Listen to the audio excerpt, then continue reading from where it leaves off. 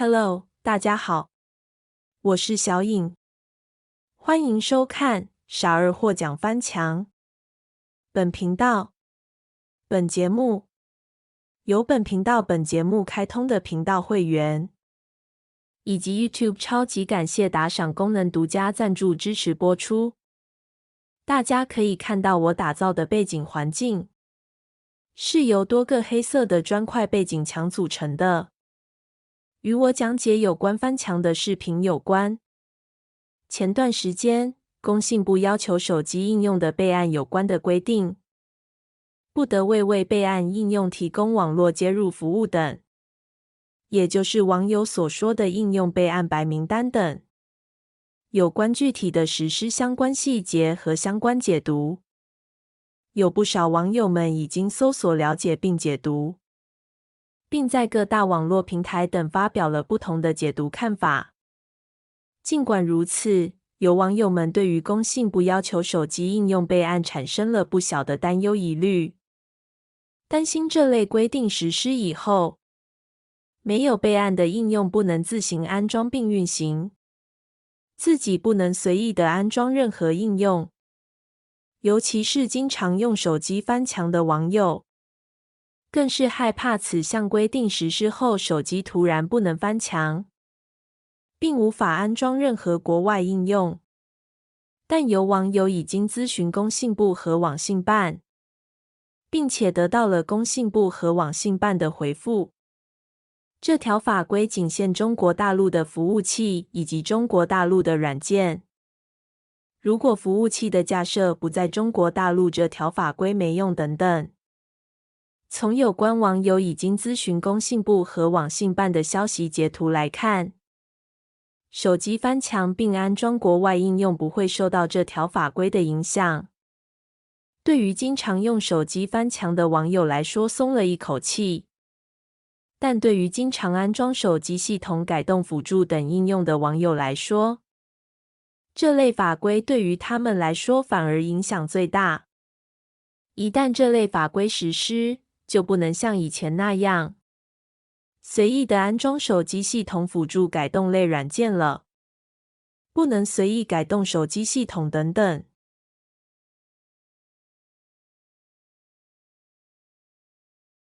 比起这类规定影响手机翻墙的问题来说，手机翻墙的安全风险却不断的增加。在翻墙风险方面上，手机翻墙比电脑翻墙还要严重，而且手机翻墙的监控力度上，比电脑翻墙的监控力度的多。而且从有关翻墙被发现处罚的案例中，大部分是手机翻墙被发现处罚的多，而电脑翻墙被发现处罚的少，且很少被发现。从网友上传有关翻墙被发现处罚的图片中，大部分应用手机翻墙被抓得多，就说明了这点。在手机翻墙使用的手机品牌中，绝大多数是用中国国产手机以及国际品牌手机的国行版，比如华为、小米、荣耀、三星国行版等。而用这些手机进行手机翻墙活动的风险几率非常高，被网警发现处罚也就不为奇了。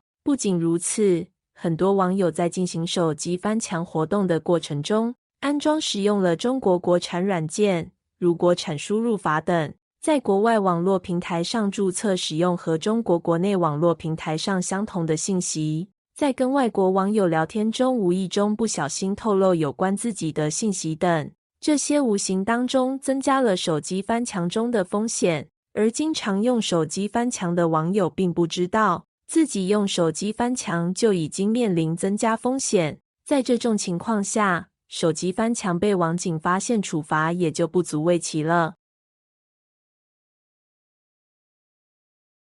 对于经常用手机翻墙的用户来说，要想降低手机翻墙安全风险，最好的应对方法是提前做好应对措施。首先，最好有2部或多部并各自专用的手机，一部专用于翻墙使用，另一部专用于非翻墙使用。多部专用并隔离，互不干扰。有人说2部或多部手机没必要分开。用一部手机翻墙加手机虚拟机模拟器软件的方法就可以了，还能省事。其实这种方法是错误的，而且这种方法反而增加了手机翻墙的风险。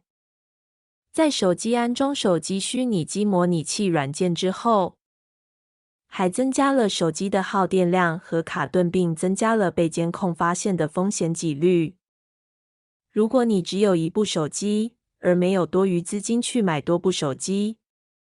建议存有买多部手机的资金。如果实在不行的话，就用电脑来翻墙。除此之外，出境易这类软件也不建议推荐使用。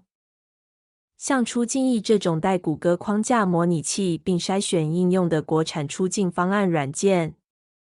存在监控的风险后门几率也很高。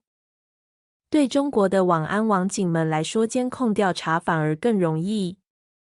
对于用手机翻墙的用户来说，会更容易被监控发现。尤其是用手机翻墙看时政并发表评论等的用户，会增加被监控发现的几率。即使不被调查监控核查，但你自己注册相应的软件平台账号，存在随时可能被注销的高风险。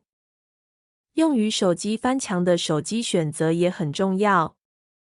在手机方面的选择，应选择 iPhone 外版非国行，并将注册的苹果 ID 选择为非国区。在安卓的选择，应选择三星外版非国行、谷歌 Pixel 系列等，并作为其手机翻墙的首选。而来自华为、小米等中国国产手机就不适合手机翻墙使用。如果手机翻墙用的是中国国产手机，并作为其手机翻墙使用，建议还是换掉为好，并重新注册账号。不换也行，但不能作为见证等高风险用途，只能用于追星、听音乐、看美剧等用途。在注册账号以及注册手机号码的方面，在注册账号的手机号码尽量不要用中国的，因为中国的手机号码是实名的。你用中国的实名手机号码注册国外网络软件平台后，会在中国的运营商留下相应记录并监控。中国的网安网警真要调查时就很容易，而且很容易地调取出在注册的国外软件平台上的所有记录，如验证短信等，并根据注册的实名手机号码来登录国外软件平台来调查取证。此外，亲属朋友等注册的实名号码也不要用。不管什么样的情况下，都不可以使用亲戚朋友注册的实名号码。如果中国的网安网警根据实名手机号码查到亲属朋友，无论什么样的结果，也会对亲戚朋友造成影响牵连。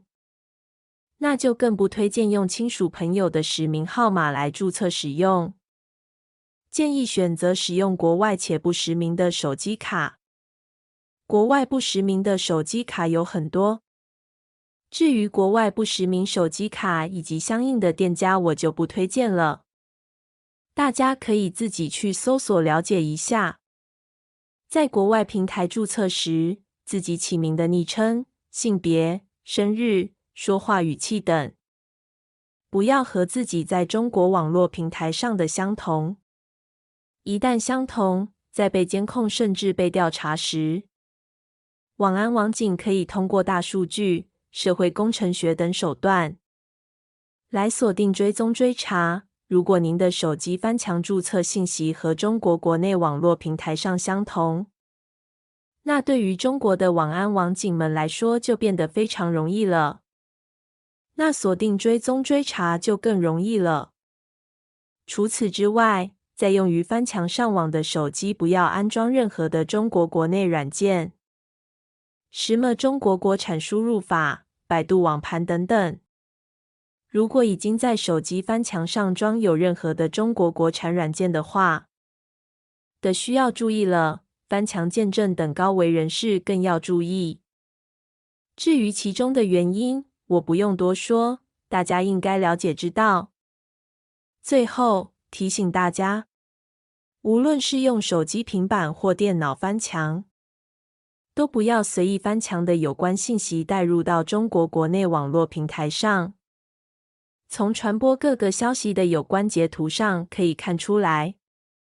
在2021年1月份，中共中央网信办发布的《互联网信息服务管理办法》修订草案征求意见稿中第27条部分，任何组织和个人不得违反国家规定，为他人获取、传播前款被依法阻断的信息而提供技术支持或者其他帮助。虽然这份规定并没有实施，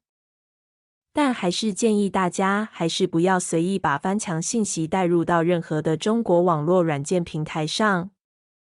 特别是翻墙软件、政治新闻、时政自媒体视频等敏感信息。一旦在中国的任何网络软件平台上传播翻墙敏感信息，有可能被喝茶约谈的风险，甚至要负刑事责任。特别是港澳台网友以及海外华人、外国人更要注意，尤其是在中国大陆网友相互交流的过程中。虽然这些防范应对手机翻墙风险的措施，并不能完全避免手机翻墙安全的风险，但最起码可以降低手机翻墙安全风险的几率。好了，本期傻儿获奖翻墙就到这里啦。欢迎大家观看本频道傻儿获奖翻墙。如果有大家有什么观点看法的话，欢迎大家来留言。